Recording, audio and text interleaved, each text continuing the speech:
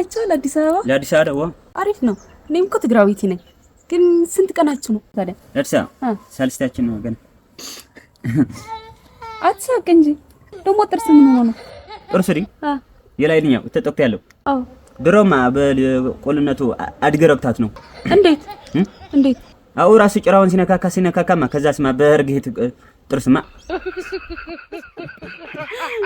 ታዲያ ለምን ፍቱን አትሄዱ? ዋይ ታሊዕና ሞታን ፍትናው ዘይ ሀይብ ናብራ ዋይ ዋ خبدي ናብራ خبدي አረ እንደዛ ማለት አይደለም ፍቱን ነው ያልኳችሁ ታፍቱን ከመይ صحابنا